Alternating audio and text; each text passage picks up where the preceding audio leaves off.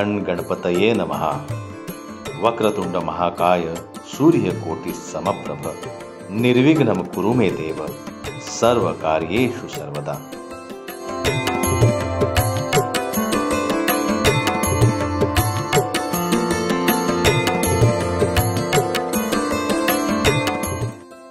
देवा हो देवा गणपति देवा तुमसे बढ़कर कौन। गणपती बाप्पा मोरया, मंगल मूर्ती मोरया। बाप्पा आपल्या भक्तांना सुखावून परतीच्या मार्गावर आहेत। ओल्या डोळ्यांनी ढोल ताशांच्या गजरात अतिशय भारी मानाने त्यांना निरोप हा द्यावाच लागेल। पुढल्या वर्षी लवकर येण्याचं वचन घेऊ। बाप्पाच्या येण्याची ही आतुरता ते पुढल्या वर्षी परत येणार तोपर्यंत शिगेला पोहोचलेले असतात आणि अशातच आज आपणही आपल्या यात्रेच्या शेवटच्या टप्प्यावर येऊन पोहोचलेलो आहोत। आजच्या या शेवटच्या भागात आम्ही तुम्हाला थेट घेऊन जाणार ते पुण्याच्या प्रसिद्ध श्रीमंत दगडूशेठ गणपतीच्या दर्शनाला।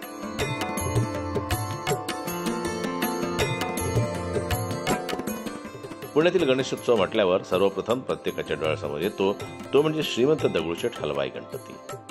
पुण्यात बाहेरून आलेल्या व्यक्तीनं जर दगडूशेठ गणपतीचं दर्शन केलं नाही तर त्याचा उत्सवाचा अनुभव संपूर्ण समजला जात नाही। हा उत्सव फक्त सण म्हणून नव्हे तर समाजाच्या योगदानातून सामाजिक उपक्रमांसाठी महामंदिर उभारण्याचा प्रयत्न करणाऱ्या श्रीमंत दगडूशेठ हलवाई गणपती ट्रस्टमुळेही प्रसिद्ध आहे, ज्यामुळे लाखो भक्तांचे श्रद्धास्थान जगभर ओळखलं जातं। आज आपण या गणपतीच्या स्थापनेच्या इतिहासाकडे सुद्धा एक नजर टाकूया।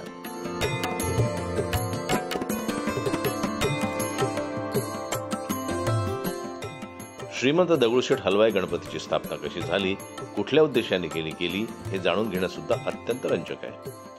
नवसाला पावणारा आणि मनोकामना पूर्ण करणारा गणपती म्हणून याची ख्याती आहे।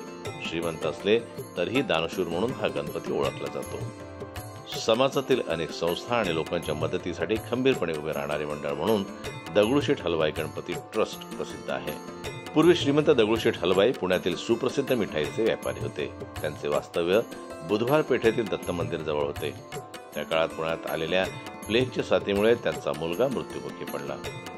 त्यामुळे दगडूशेठ आणि त्यांची पत्नी लक्ष्मीबाई खचून गेले। त्यांना या दुःखातून बाहेर काढण्यासाठी त्यांचे गुरु माधवनाथ महाराज यांनी त्यांना दत्ताची आणि गणपतीची मूर्ती तयार करून पूजा करण्यास सांगितले। महाराजांच्या सल्ल्यानुसार दगडूशेठ यांनी दत्ताची संगमरवरी मूर्ती आणि गणपतीची मातीची मूर्ती तयार केली। या गणपतीची प्राणप्रतिष्ठा लोकमान्य टिळक यांच्या हस्ते करण्यात आली। गणपतीची ही पहिली मूर्ती आजही शुक्रवार पेठेतील 11 मारुती मंदिरामध्ये आहे।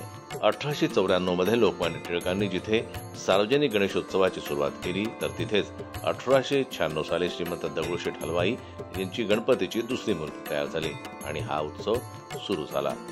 पुढे परिसरातील नागरिक आणि कार्यकर्त्यांनी ही परंपरा पुढे चालवली। सुवर्णयुग तरुण मंडळ यांनी या गणपतीची जबाबदारी घेतली। 1896 साली तयार केलेल्या या मूर्तीची काहीशी जीर्ण अवस्था पाहता 1967 मध्ये अमृत महोत्सवाच्या निमित्तानं नवीन मूर्ती बनवण्याचा निर्णय घेतला गेला। 1968 मध्ये सुवर्णयुग मंडळाच्या कार्यकर्त्यांनी कर्नाटकच्या प्रसिद्ध शिल्पकार शिल्पी यांच्याकडे लहान मातीची मूर्तीचा नमुना तयार करून घेतला। मूर्ती पूर्वीच्या मूर्तीप्रमाणेच असल्याचं निश्चित झाल्यानंतर मोठ्या मूर्तीचं काम सुरू झालं। पूर्ण मूर्ती तयार झाल्यानंतर शिल्पी यांनी ग्रहण संपेपर्यंत विधीपूर्वक पूजा केली।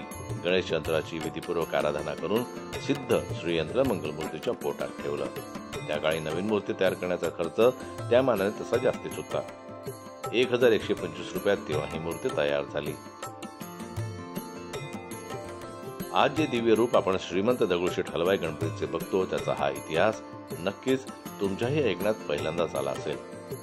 पुण्याला गेल्यावर एकदा तरी या मंदिराला भेट देऊन बाप्पाचा आशीर्वाद मात्र नक्की घ्या। आज येथील बाप्पाचे संपूर्ण जगभरात असंख्य भक्त आहेत।